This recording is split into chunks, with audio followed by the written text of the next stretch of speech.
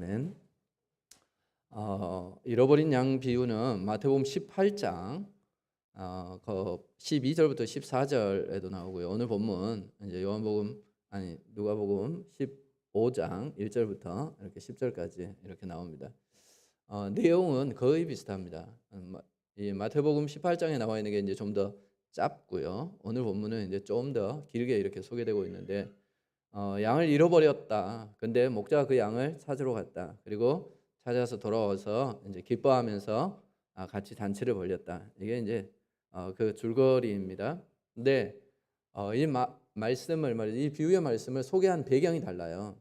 마태복음 18장에는 보면은 이 제자들이 서로 누가 큰가 하는 것 때문에 다투었습니다. 그럴 때 예수님께서 어린아이 하나를 데리고 와서 너희가 이 어린아이와 같이 자기를 낮추지 아니하면 안 된다, 이렇게 말씀하시면서 이 어린아이조차도 실족하게 하면 안 된다, 이 말씀을 해요.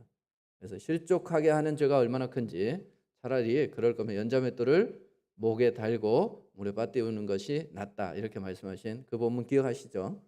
그 말씀입니다. 그 말씀 끝에 예수님께서 이제 이 비유를 말씀하신 거예요. 그러니까 잃어버린 사람에 대해서 얘기한 게 아니라 잃어버리지 말아야 된다. 사람을 실족시키지 말아야 된다. 한 영혼이라도, 어린아이 같은 사람들이 별로 신경 쓰지 않는 사람조차도 얼마나 소중한 사람인지 모른다. 이제 여기에 방점이 있는 거고요. 이제 오늘 본문은 이제 우리가 1절부터 읽었던 이유가 1절부터 이렇게 보면은 내용이 좀 다르죠. 세리와 죄인들이 예수님께 와서 말씀을 들어요. 그리고 예수님과 같이 식사를 해요. 그 모습을 지켜보던 바리새인들 그리고 서기관들이 말이죠, 예수님을 향해서 수군거리는 겁니다. 야, 저 세리들하고 죄인들하고 같이 밥을 먹다니, 이런 생각을 가진 거죠. 여러분, 보통 밥을 같이 먹는 사람은 어떤 사람이에요? 친한 사람이죠. 저하고 같이 밥 먹어보셨어요? 안 먹은 사람은 별로 안 친한 사람이요. 그러니까 안 먹은 분은 빨리 연락을 하세요. 그럼 제가 초대를 하든지 여러분이 초대를 하든지, 그래 밥을 같이 먹어야 친한 사람이요. 그렇죠? 근데 유대인들은 말이죠, 밥을 같이 먹는 게 우리가 생각하는 그 이상의 것입니다. 동류라고, 같은 부류라고 생각을 했어요. 그래서 죄인들과 같이 밥을 먹으면 그 사람도 죄인이다, 이렇게 이제 낙인이 찍히는 거죠. 그래서 유대인들은 말이죠, 이방인들과 같이 식사하지 않아요. 유대인들은 이방인들을 짐승 취급하기 때문에, 하나님께로부터 버림받은, 그리고 또 자기 나라 내에서도 말이죠, 이렇게 창녀라든지 혹은 세리들, 이런 사람들 죄인 취급했습니다. 그래서 이 사람들과 같이 식사를 하지 않아요. 근데 예수님은 그들과 같이 식사를 하는 거죠. 그래서 수군대는 겁니다. 야, 뭐 예수님은 자기가 뭐 되게 의로운 것처럼 하더니 죄인이네, 이렇게 같은 부류의 사람이구나, 이렇게 생각을 하는 거죠. 그 생각을 알고 예수님께서 오늘 이 비유로 말씀하신 겁니다. 양 100마리를 가지고 있는 목자가 있습니다. 근데 그 목자가 말이죠, 한 마리의 양을 잃어버렸습니다. 근데 이게 이제 잃어버린 경위가 나와 있지는 않아요. 그래, 이 양이 말이죠, 좀 약해서 이제 보통 이스라엘은 양을 칠 때 목자가 앞서간답니다. 그럼 양이 그 소리를 듣고 따라오는 이런 이제 목축을 하는데, 얘가 뭐 좀 약했을 수 있죠. 가서 밖에서 이제 풀 뜯어 먹다가 말이죠, 집에 가자 그리고 밤에 왔는데 와서 세 보니까 얘가 빠져 있을 수 있어요. 약하거나 위험에 처해 있을 수 있습니다. 아니면은 말이죠, 꼭 그런 애들이 있어요. 울타리 막아놔도 말이죠, 뚫고 나가는 애들이 있어요. 아시죠? 학교 다닐 때 경험 좀 해보셨죠? 안 하셨구나. 하여튼 그런 게 있어요. 이게 삐딱한 애일 수 있어요. 뭐 어떤지는 정확히 잘 몰라요. 하지만 문제는 뭐냐, 이제 핵심은 울타리 안에 없다는 겁니다. 울타리 밖에 나가 있다는 거예요. 이 양을 목자가 찾으러 가요. 그리고 찾을 때까지 찾아서 결국은 어깨에 메고 돌아옵니다. 그리고 돌아와서는 말이죠, 벗과 이웃들을 초청해서 잔치를 베풀었다. 이게 오늘 말씀입니다. 여기에서 강조하는 건 뭐겠습니까? 잃어버린 양입니다. 아까 마태복음 18장에서는 잃어버리지 않은 양을 잃어버리면 안 된다, 실족시키면 안 된다라는 내용이라면, 이 내용은 이미 잃어버린 양을 어떻게 할 거냐, 그들을 꼭 찾아내야 된다. 여기에 이제 방점이 있는 거죠. 그래, 그 뒤에 이어서 두 가지 비유가 더 나오는데 말이죠, 누가복음에 등장하고 있는 핵심 비유들입니다. 두 번째 나오는 것은 10드라크마를 가지고 있는 여자가 있었는데 이 드라크마는 하루 일당이에요. 얼마 정도 될까요? 사람에 따라 달라. 제가 보니까 이 유명한 축구 선수들 이런 애들 뭐 하루에 계산을 해보니까 뭐 몇 천만 원씩 돼. 이제 그런 일반적이지 않은 걸 얘기하는 거 아니에요. 여기에서는 일반적인. 우리나라에서 하루 일당 그러면 일반적으로 그냥 최저 시급 이 정도로 치면 얼마 정도 되겠습니까? 그 정도 됩니다. 그 이제 한 드라크마예요. 이 한 드라크마를 잃어버렸어요. 10드라크마 중에 한 드라크마. 이게 뭐 대단한 거라고. 근데 이제 유대인 역사가였던 요세푸스는 이 부분에 대해서 이 드라크마는 그냥 드라크마가 아니었을 거다. 당시에 보통 결혼을 하게 되어지면 남편이 말이죠. 아내에게 사랑의 증표로 10드라크마를 이렇게 묶은 이렇게 머리띠나 혹은 목걸이 같은 이런 걸 줬다고 그래요. 그러니까 그건 특별한 의미가 있는 거죠. 그 중에 하나를 잃어버린 겁니다. 그래서 집안에서 말이죠. 그거 찾으려고 온 집을 다 쓸었다. 이렇게 표현하고 있습니다. 찾으니까 기뻐하고. 이게 이제 같이 또 잔치하고. 또 아들에 대한 비유도 마찬가지예요. 두 아들이 있었는데 그 중에 하나 집 나갔어요. 근데 얘가 돌아왔어요. 아버지가 기뻐하며 사람들 불러다가 말이죠. 잔치하고. 이제 이런 내용입니다. 그러니까 다 뭐예요? 잃어버렸어요. 그런데 찾았어요. 마지막 아들은 찾지 않습니다. 지가 인격적으로 깨닫고 돌아와요. 그런데 이제 드라크마나 이런 양은 주인이 찾는 이런 모습이요. 그리고 찾고 나서 그 기쁨을 표현하는 이제 이런 내용으로 된 비유입니다. 이제 요즘 보니까 장례가 많이 있어요. 보통 그렇다네요. 사람이 추운 겨울 동안은 잘 이겨내다가 날이 풀리면 이렇게 돌아가시는 경우가 많답니다. 실제로 그런 경우가 많대요. 그래서 날 풀리면 돌아가시는 분들이 많이 생기는 것 같아요. 근데 우리가 이제 보통 그렇죠. 젊은 사람이 세상을 떠나면 참 안 됐다 이렇게 얘기를 해요. 근데 어느 정도 이제 연세가 드신 분들이 돌아가시면 뭐라고 얘기를 하죠?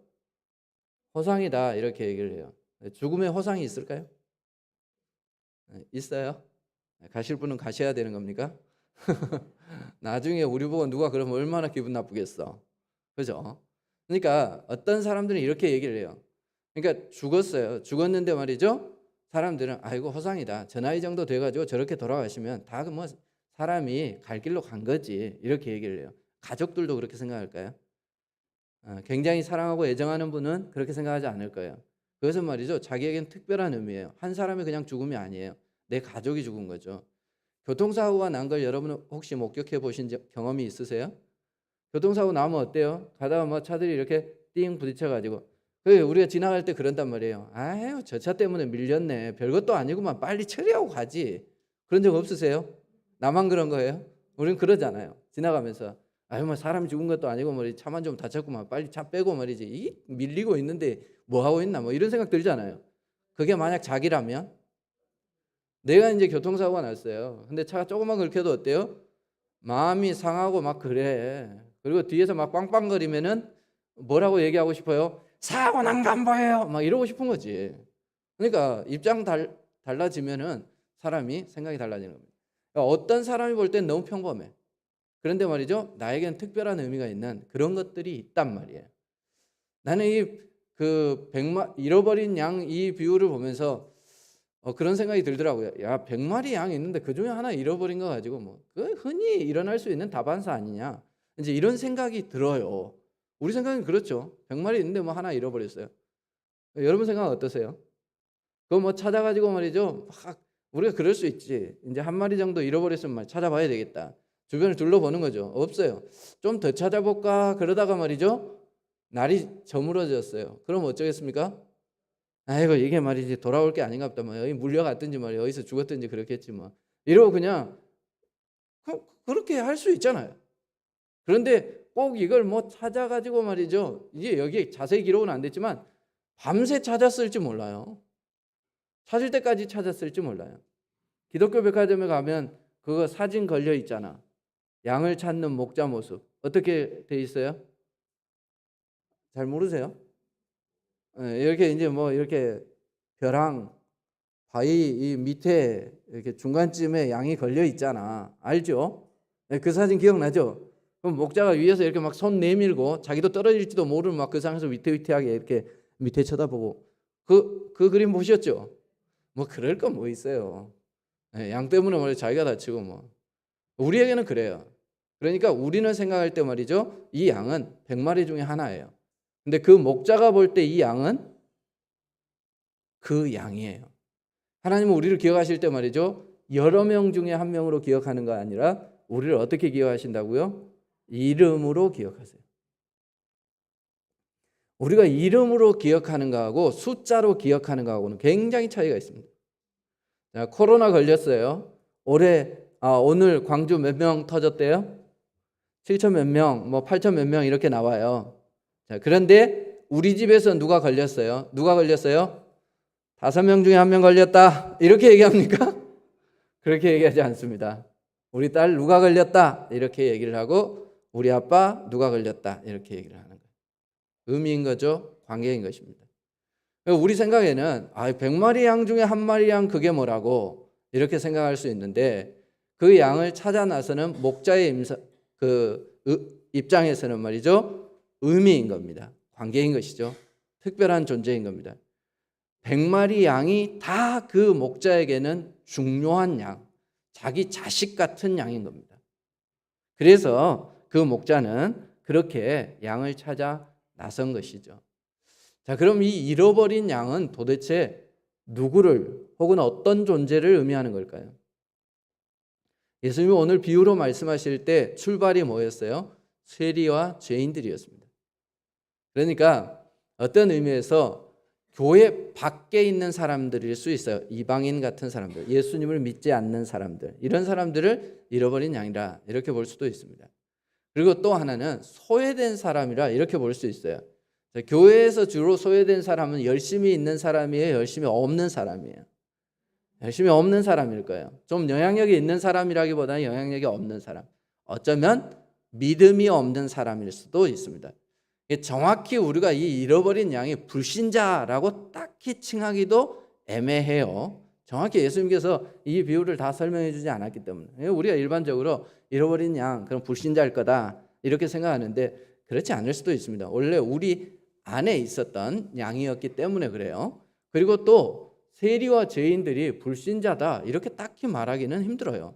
예수님은 오히려 그들의 구원에 대해서 밝히 말씀하시기도 하셨기 때문에 그래서 이 잃어버린 양에 대한 정의는 우리가 한번 생각해 볼 필요는 있어요. 하지만 우리가 이제 생각해 볼 때 비주류다 이런 느낌은 들어요. 이렇게 공동체 안에서 뭔가 좀 소외된 이런 느낌은 들어요. 믿음 안에서 소외되었든지 아니면 그 공동체 안에 사랑의 묶음 안에서 소외되었든지 정확히 알 수는 없지만 하여튼 이 사람들이 소외된 사람인 것은 분명합니다. 하지만 그들조차도 예수님께서는 소외되지 않는 그 사람들과 동일하게 생각한다는 겁니다. 오늘 교회에서 중직을 맡고 있는 사람이나 아니면 오늘 새로 와서 복음에 대해서 전혀 모르는 사람이나 예수님은 그들을 동일하게 이름으로 기억하시는 분이다. 이렇게 말씀하고 있는 것이죠. 보통 사람들은 말이죠. 자기와 뜻이 다르고 길이 다르고 행동을 달리하는 사람, 그 사람들을 소외시키는 경향이 있습니다. 이번에 이제 그 선거를 해보니까 뚜렷이 나타나요. 저는 이제 주로 SNS에 팔로우들이 목사님이거나 성도님들이거나 이래요. 근데 이분들이 말이죠. 선거 전에 얼마나 열심히 글들을 올리는지 실력도 좋아. 그렇게 설득력 있게 잘 올려. 그래가지고 어떤 사람은 1번은 도둑놈이다. 어떤 사람은 2번은 도둑놈이다. 어떤 사람은 말이죠. 1번을 찍으면 집단 지성에서 이탈한 사람이다. 우리나라 사람들이 이렇게 무식하나? 그리고는 그 뒤에 하나씩 더 붙여요. 하나님의 뜻을 아는 사람은 1번을 찍어야 된다. 2번을 찍어야 된다. 그 하나님이 얼마나 헷갈리실까? 하여튼 사람들이 말이죠. 자기가 생각하는 것, 자기 이념, 자기와 같이 행동하지 않는 것 이런 사람들을 소외시키는 경향이 있습니다. 교회 안에도 그런 경향이 있습니다. 이런 사람들이 어쩌면 잃어버린 양일 수 있어요. 우리가 그들을 바리새인들이 이 세리와 그리고 죄인들을 대하는 것처럼 그렇게 대하는 것이 옳은가 하는 거예요. 예수님은 그들을 그렇게 대하시지 않습니다. 100마리 양 중에 한 마리 양이 아니에요. 100마리 양 중에 네 양 이름을 부르는 10데나리온 중에 한 데나리온이 아니에요. 가치 있는 내 남편이 나를 사랑해서 나에게 준 하나도 버릴 수 없는 한 데나리온. 아들은 더 그렇죠, 여러분. 두 아들이 있는데 말이야, 나 두 개나 있는데 하나는 버려도 되겠다. 이렇게 생각하는 사람이 어디 있어요? 두 아들 다 소중합니다. 그렇게 예수님은 여럿 중에 하나가 아니라 나 자신 하나하나를 소중하게 생각해 주시는, 의미 있게 기억해 주시는 그런 분이다 하는 겁니다. 어쩌면 말이죠, 이 잃어버린 양은 이 탕자의 비유에서 나와 있는 것처럼 삐딱한 사람일 수 있어요. 늘 말이죠, 아버지에게 와가지고 살아계시는데 아버지 유산 물려주세요. 죽은 것 취급한 거 아니에요, 자기 아버지를. 그런 어쩌면 말이죠, 잘 따라와야 되는데 잘 따라오지 못하는, 능력이 없거나 혹은 말이죠, 딴짓을 잘하는 그런 양일 수도 있어요. 그럼에도 불구하고 그 목자에게는 그저 똑같은 자기가 찾아야 할 그런 양이었던 것이죠.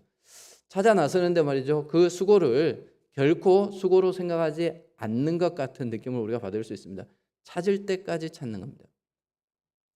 이제 그러면 잃어버린 양은 뭐 이렇게 소외된 사람 혹은 교회 밖 사람이다 이렇게 이제 생각할 수 있다면, 그럼 찾는 목자는 누구를 두고 말씀하시는 것 같습니까? 예수 그리스도입니다. 예수님께서 목자가 되어 주시는 것이죠. 그리고 그분이 우리를 찾아 나서는 겁니다. 자, 예수님은 우리를 찾아 나서기 위해서 어디에 오셨어요? 이 땅에 오셨어요.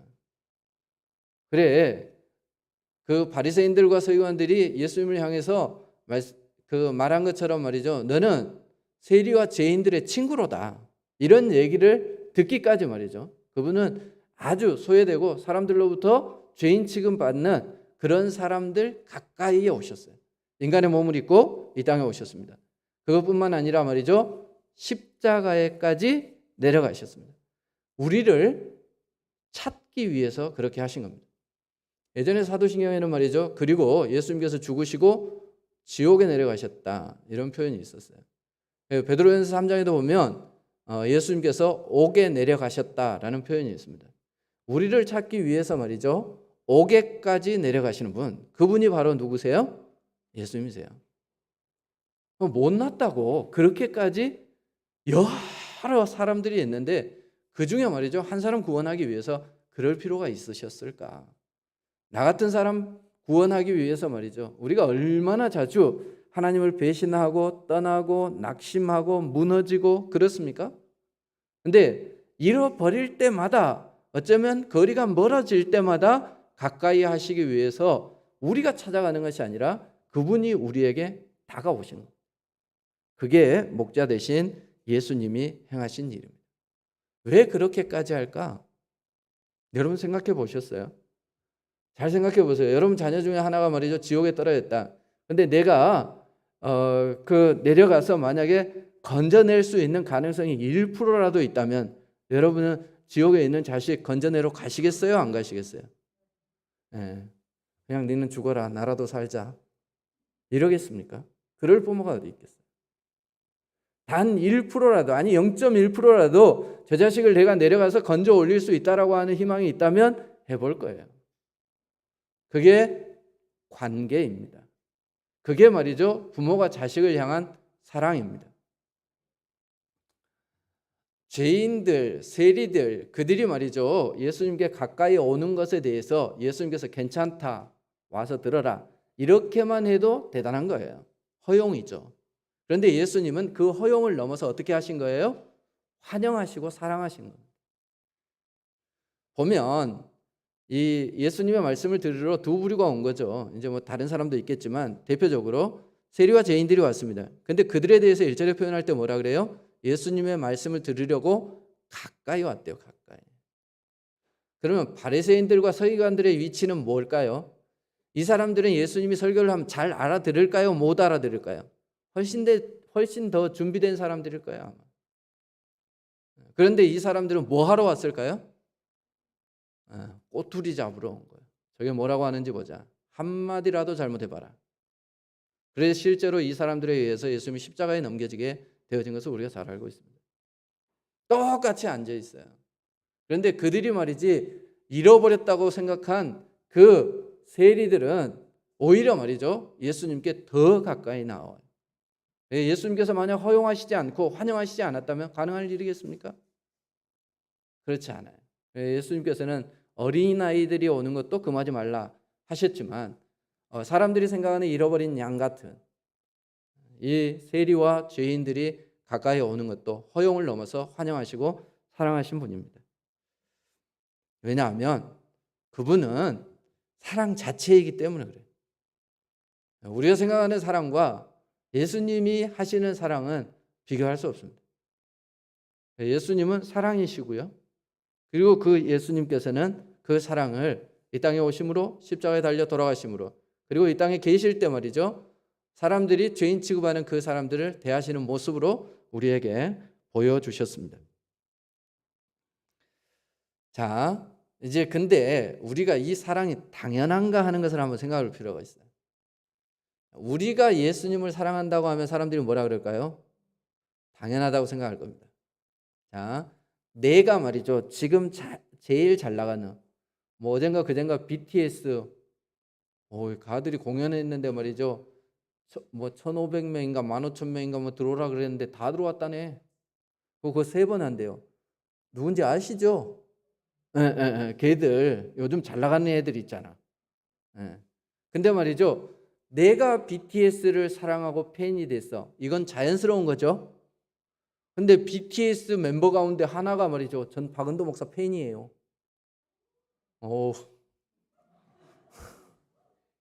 그러면서 말이죠. 나는 가지도 않는데 말이죠. 걔가 막 찾아와가지고 말이죠. 목사님, 내가 목사님 예배에 참석하는 게 너무 막 이래가지고 맨 앞에 와가지고 말이죠. 그럼 좋겠죠. 사람들이 뭐라고 생각하겠어요?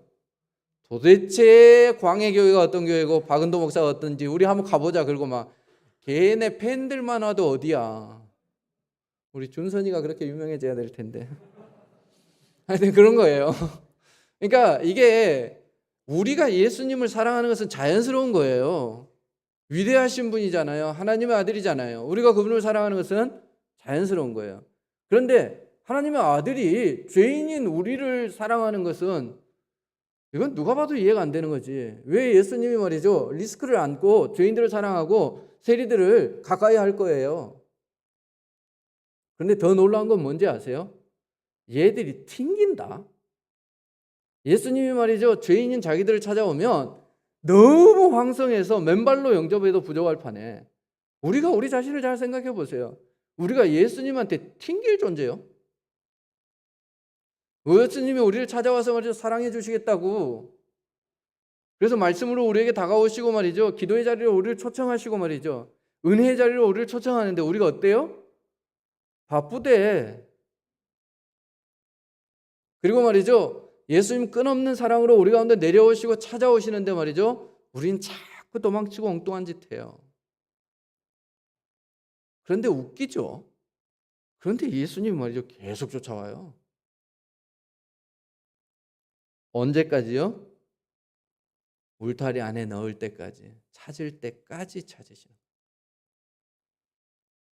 그 놀라운 짝사랑, 그거 어떻게 가능할까요? 그건 뭘로 설명할 수가 없습니다. 하나님이 사랑이시기 때문입니다. 예수님이 사랑이시기 때문에 그렇습니다. 그분이 우리를 사랑하신다는 것을 알 수 있는 건 이거예요.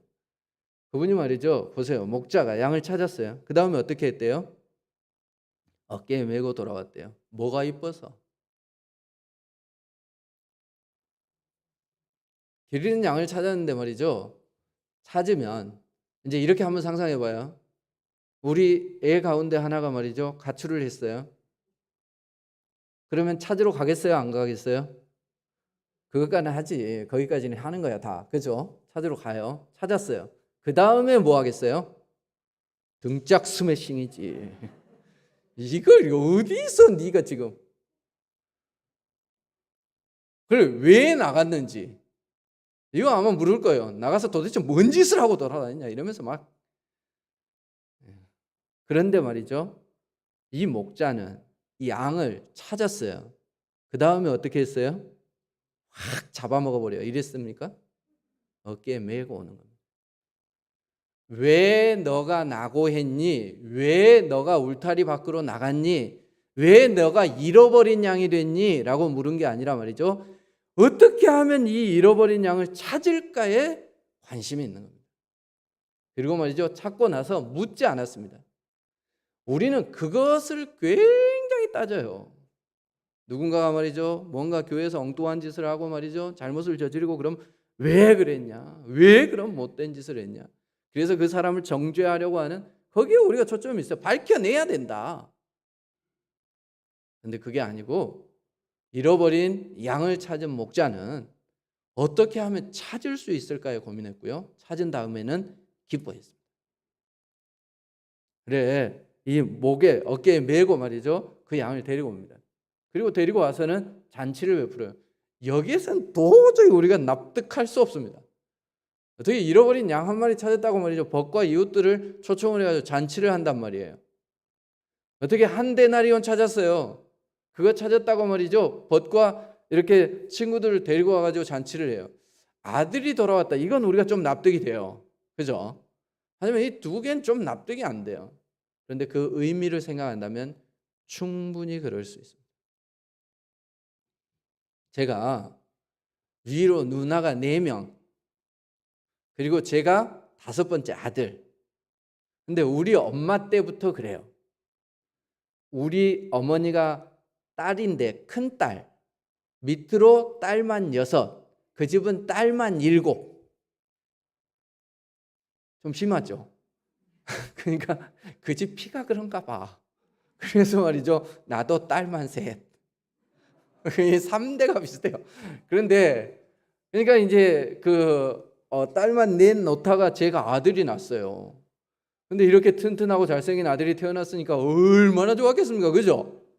뭐 남의 아들이라고 별로 안 좋아하시는데 이렇다니까. 남들은 별거 아니에요. 그런데 우리 어머니 아버지는 너무 좋았답니다. 그래서 이거 자랑하고 싶어가지고 말이죠. 집 나갈 때마다 호되게 안고 나갔다네. 그러면 이제 지나가는 사람이 누구야? 이러면 뭐라고 얘기하겠어요? 네, 우리 애요가 아니라 우리 아들이에요. 이런 거지. 그러면 이제 사람들이 다 할 거 아니야. 그러면은 그 다음에는 이제 뭐 해야 돼요? 한턱 쏴. 우리 어머니 아버지가 옛날에 교회를 안 다니셨어요. 한턱 쏴면 주로 뭐 사는 거예요? 술값으로 우리 집 기둥뿌리 무너지겠다 이랬답니다. 그런데 그 얘기를 하면서 그렇게 좋아하셨다네. 그러니까 우리가 생각하면 말이죠. 놈들 다 낳는 아들 그거 하나 낳았다고 뭐 대단하다고. 그거 가지고 말이죠. 기둥뿌리 무너지도록 술값 낼 일이요? 그런데 어머니 아버지에게는 그런 아들이 아닌 거죠. 네. 그러니까 하나님께서 우리를 향한 그 사랑이 얼마나 큰지, 우리를 얼마나 소중하게 생각하는지, 우리 정말 별 볼 일 없는 잃어버린 양이에요. 우리는 말이 집 나간 아들이에요. 그럼에도 불구하고 말이죠. 하나님은 그렇게 사랑하세요. 우리가 그런 사랑을 입은 존재입니다. 그러니까 내가 좀 아프다고 말이죠. 내가 좀 뭘 못한다고 남들로부터 구박받는다고 주눅 들지 마세요. 우리 말이죠. 그런 사람 아니에요. 그런 사람들은 우리의 가치를 몰라서 그래요. 그래서 그 사람들은 우리를 볼 때 그냥 죄인, 세리, 잃어버린 양 이렇게 취급해요. 그런데 예수님은 우리를 그렇게 취급하지 않으세요. 찾을 때까지, 돌아올 때까지 기다리시고 찾으시는 그런 열심을 우리에게 보이시는 거예요. 우리가 그런 사랑받는 사람이에요. 그러니까 여러분 힘내세요. 좀 아파도 괜찮습니다. 좀 연약해도 괜찮습니다. 남들만큼 말이죠. 돈 못 벌어도 괜찮습니다. 그래도 내 자식은 벌었으면 좋겠죠? 그래 말이죠. 우리가 좀 부족해도 괜찮아요. 우리가 그런 하나님의 사랑을 받는 자입니다. 자, 그렇게 예수님께서 말이죠. 사랑하셔서 찾을 때까지 십자가에까지 오게까지 내려가셔서 찾은 존재가 우리입니다. 그래서 우리가 어떤 존재가 되어졌어요? 이제 울타리 안에 들어간 존재가 되어졌습니다. 그렇다면 우리는 어떻게 살아야 할까요? 바리새인 되면 안 돼요.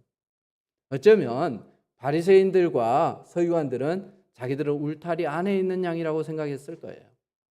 그리고 말이죠. 자기들보다 부족하고 뒤따라오는 그 사람들은 너희들은 여전히 울타리 밖의 양이다 이렇게 생각했을 거예요. 그래서 말이죠. 지적질하고 정죄하고 판단하는 이런 일들을 한단 말이에요. 우리가 그렇게 살면 안 되지. 우리가 그런 사랑을 받았다면 어떻게 해야 되겠습니까? 예수님과 같은 심장으로 우리가 잃어버린 양들을 찾을 수 있어야 합니다. 혹여 우리들 가운데 소외된 사람들이 있다면 그리스도의 사랑으로 목자의 마음으로 그들을 찾아갈 수 있어야 합니다. 혹시 예수 그리스도를 아직도 모르고 있는 사람들이 있다면 그들은 잃어버린 양입니다. 그들을 향해서 목자의 심정으로 우리가 나아가야 합니다. 그들을 소중하게 생각해야 돼요. 저 사람들은 우리와 달라. 저 사람들은 하나님도 모르는, 그래서 말이지 우리와 질적으로 다른, 우리는 구원받은 사람들이지만 저 사람들은 버림받은 사람, 나는 천국 갈 사람이지만 저들은 지옥 갈 자식, 이렇게 생각하면 안 돼요. 예수님은 말이죠, 누구를 보더라도 그렇게 말씀하시지 않으셨어요. 잃어버린 양이에요. 혹시 지금 하나님 앞에 바로 서 있지 않다 할지라도, 누가 보더라도 이렇게 잃어버린 양처럼 보인다 할지라도 그들을 향해서 우리가 가져야 되는 마음은 그리스도의 심장입니다. 잃어버린 양을 끝까지 찾아 나서는 그런 마음의 소유자들이 다 되시기를 바랍니다. 기도하겠습니다. 거룩하신 우리 아버지, 감사합니다. 사랑받을 자격 없고 사랑이 무엇인지도 몰랐던 저희들을 하나님의 그 크신 사랑으로 다가오셔서 구원하여 주시고 우리를 일으켜 세워주셔서 울타리 안에 넣어주시니 감사를 드립니다. 우리가 그 사랑을 받았습니다. 우리가 그 사랑을 받은 귀한 존재입니다. 우리 자신을 사랑하는 것처럼 그런 사랑을 입을 아직 울타리 밖에 있는 잃어버린 양을 사랑하는 마음을 우리 가운데 허락하여 주옵소서. 내가 혹여 자격지심에 빠져 있거나 혹은 자기 자신을 바라보면서 낙심하고 있지는 않습니까? 내 자신이 나를 어떻게 생각하든 혹은 사람들이 나를 어떻게 평가하든 하나님 앞에서 예수님께는 너무 소중한 존재인 것을 기억하고 자기가 자기의 자존감을 회복할 수 있도록 도와주옵소서. 우리가 우리 스스로를 귀하게 생각하는 것처럼 남도 그렇게 소중하게 생각하게 하시고 무엇보다 예수님을 믿지 않는 자들, 그들을 우리가 사랑의 마음으로 다가가서 잃어버린 양을 찾는 그리스도의 심정으로 그들을 주 앞으로 인도하는 일에 열심을 품게 하여 주옵소서. 예수님 이름으로 기도드립니다. 아멘.